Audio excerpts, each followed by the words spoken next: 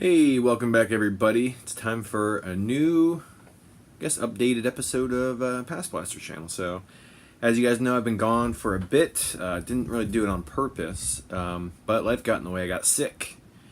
Had a bunch of stuff happen up at the arcade. We had to move a bunch of games around, do things like that. So, this is kind of an update video. We are still working on the little Keroppi cab.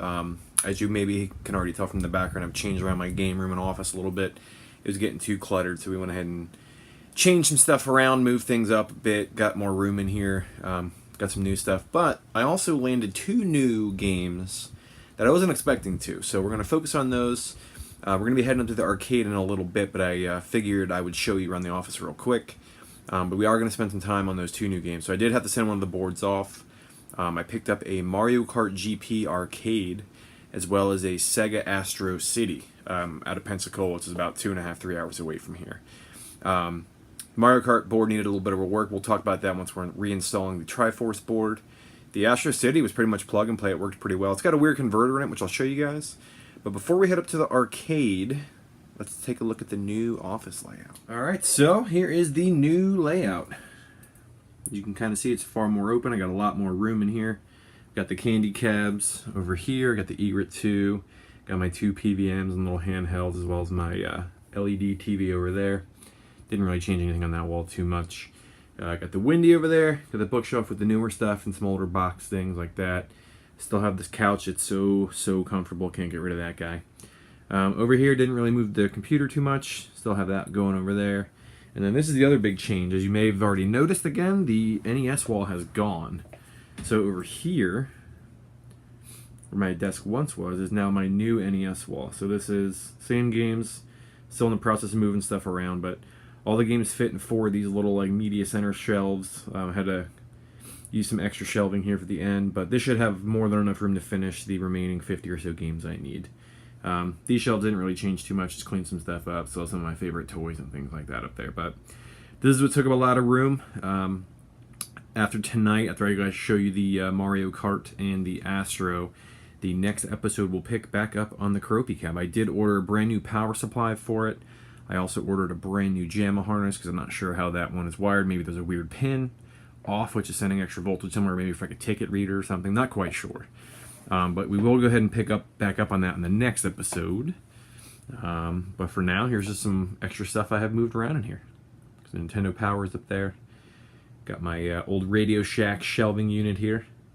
Super useful. Now it used to hold cell phones and home phone batteries, now it holds fight sticks. But, alright, we're going to go ahead and head over to the arcade, and we will pick it up once we are back there.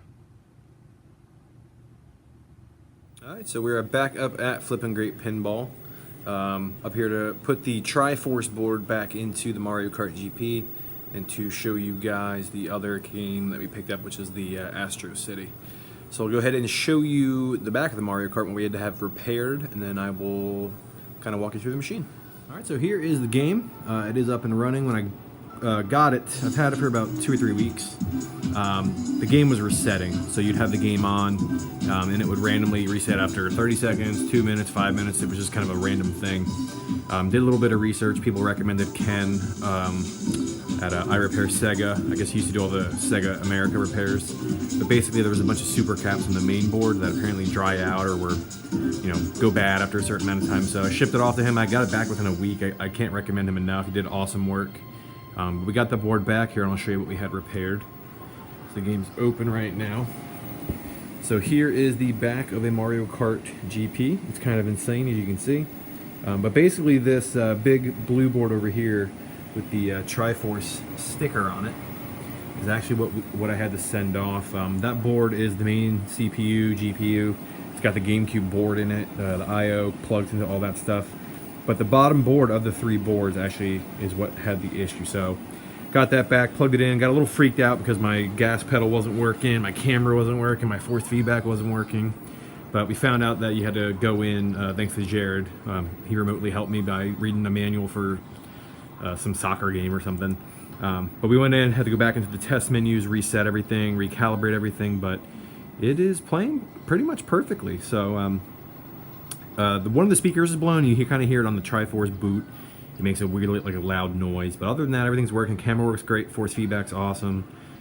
Cab's in overall pretty good shape. I need to put some new locks in it, but got to fix the light bulb for the marquee. But outside of that, monitor's pretty decent on it. Flat CRT Tri-Sync Weiya or Mac Vision monitor. But the image on it seems pretty okay. Takes pretty good pictures when you're playing. Sounds awesome on it. But yeah, so far I'm pretty happy with it. Keep up to date on it. Hopefully we get some good scores and everything on it. Get some time with it. But this has literally been up for about 10 minutes, so we're gonna play it a little bit. Tomorrow's First Friday, so I guess it'll be a good stress test for it to kind of see how it does. Okay. Here we go. See some sound on it here.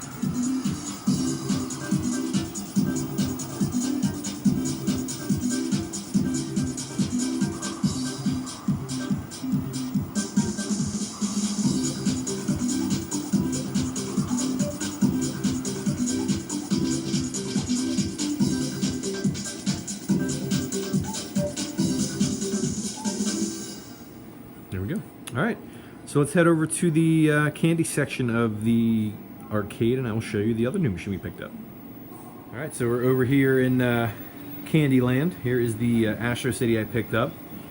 Got really lucky with this one. A guy had come to our old repair shop, Arcade Age, probably like 3 or 4 years ago, and he's like, "Hey, I have an Astro City," and you know, he asked me to hook up a Sega Saturn to it, and I kind of told him where to look for some resources and things, and I gave him my email, my phone number, and I was like, hey, if you ever want to sell, let me know. No pressure, but, you know, I'm super into these candy cabs, so if you have any, you know, ever want to get rid of it, let me know. So years and years go by, and sure enough, he decided he was going to be moving, and he didn't want to take it with him, so he called me, and absolutely I wanted it. So we went over there, and about 2.5, 3 hours from Tallahassee, drove over there. It's in pretty good shape. This is running a King of Air multi vertical shooter board. This is, I believe this is Dodonpachi. Running in here, but monitor's pretty good. It's got a little bit of a geometry issue where like the red is off a little bit over in the corner, but I'm super happy with it. Didn't pay a lot for it, which is awesome. It's always nice to get deals, but looks great in here with the Blast City and the Naomi Universal, and I busted up Neo Geo. But yeah, so it's been so far 2018's been awesome for game pickups for me. Got a new candy and Mario Kart GP. Check it out.